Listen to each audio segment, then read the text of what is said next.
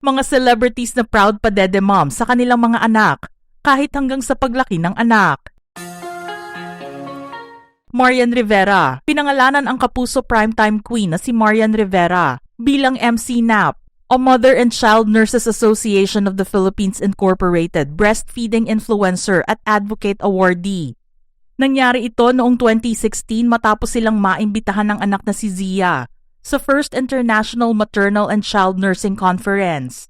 Ayon sa natanggap nilang invitation letter, saludo sila sa kanyang napakagandang trabaho bilang breastfeeding at loving mom sa anak na si Zia. Humanga ang maraming tao kay Marian dahil patuloy siya sa obligasyon niya bilang isang ina at hindi ikinahiya ang pag-breastfeed sa anak kahit nasa pampublikong lugar.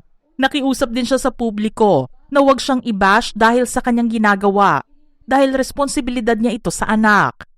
Ganito rin ang ginawa niya sa bunsong si Sixto at nag-donate din siya ng gatas dahil sobra-sobra ang kanyang breast milk. Jenica Garcia, isa rin ang aktres na si Jenica Garcia na advocate ng breastfeeding and natural parenting.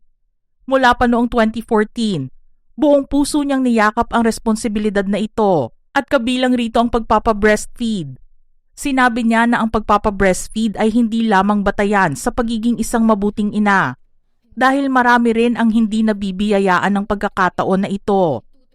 Minsan din niyang hinarap ang mga backlash dahil sa pag-endorso ng isang milk brand, ngunit ipinagtanggol ang kanyang desisyon at inulit ang kanyang paniniwala sa breastfeeding. Hindi naging breastfeeding advocate si Jenica dahil madali ito para sa kanya.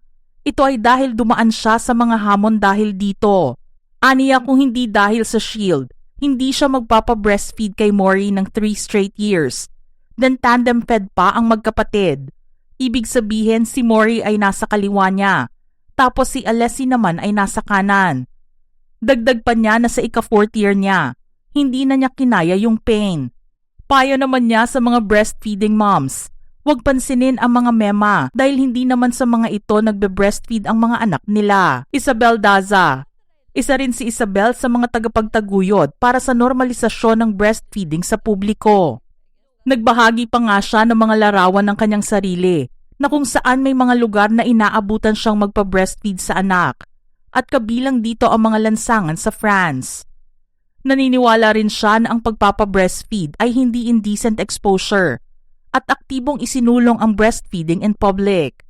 Ani nga ni Isabel, mahirap ang magpa-breastfeed pero worth it.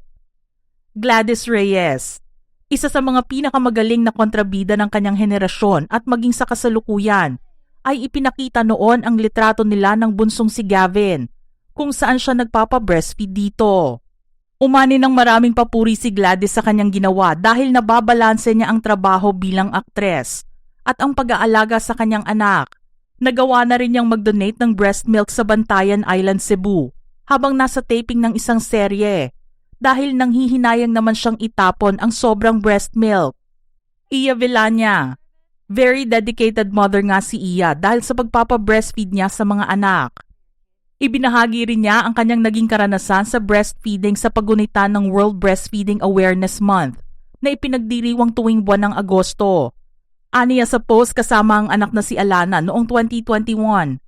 Cheers to all the mamas who've made it through breastfeeding and who continue to find ways to feed their child the best way they can, breastfed or not.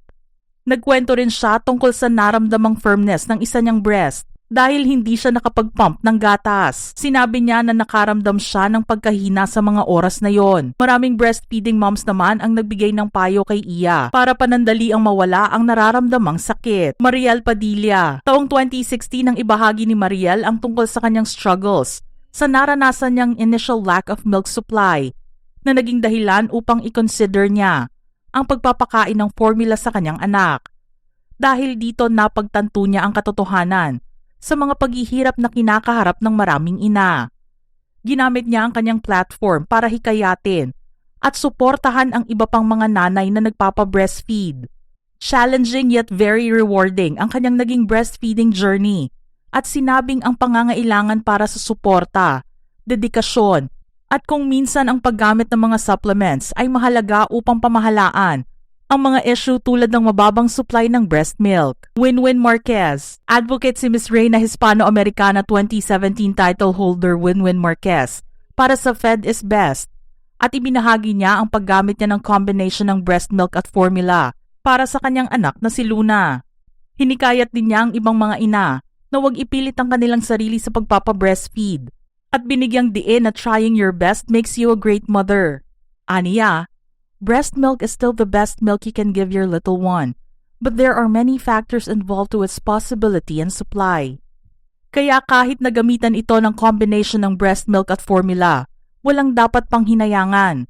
Hanggat sinusubukan ng isang ina ang kanyang makakaya, ipinapakita nito na ginagawa nila ng mabuti ang kanilang trabaho. Ann Curtis. Nagbahagi rin ng kanyang saloobin si Ann Curtis at mga naging karanasan sa pagpapa-breastfeed bilang paggunita sa World Breastfeeding Week na ginawa noong August 2021. Ipinost niya ang isang litrato kasama si Dahlia at sinabing, 17 months of breastfeeding in some pretty random places. It wasn't easy. Marami rin siyang naranasan ng mga paghihirap, pero isa itong hindi malilimutang first-time journey at isa rin sa mga pahahalagahan niya. Ibinahagi rin niya na 2 hanggang 3 beses sa isang araw siyang nagpapa-breastfeed at nakatulong ito sa kanyang mga hormone na hindi biglaan ng pagbabago. Angelica Panganiban.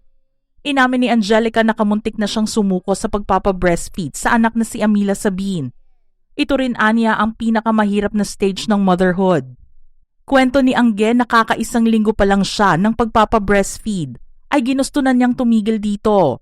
Pero inisip na lang daw niya na kung nakaya ng ibang mga ina ang magpa-breastfeed, dapat daw ay makaya niya rin ito. Doon din niya naramdaman na isa ito sa pinaka-fulfilling na trabaho na kanyang nagawa. Sinaluduhan din niya ang mga breastfeeding moms na naging inspirasyon at lifeline niya. Colleen Garcia. Tulad ni Isabel Daza, si Colleen ay gusto rin naman normalize ang pagpapa-breastfeed in public at wala rin siyang pakialam kung anuman ang sasabihin sa kanya ng mga tao tungkol dito. Ikinwento niya noon ang kanyang karanasan sa pagpapa-breastfeed sa anak na si Amari at ibinahagi rin kung paano ito naka-empower sa kanya upang maging mas komportable sa kanyang sariling balat. Sa henerasyon kasi ngayon, mas open na ang mga tao tungkol sa iba't ibang stigma ng breastfeeding.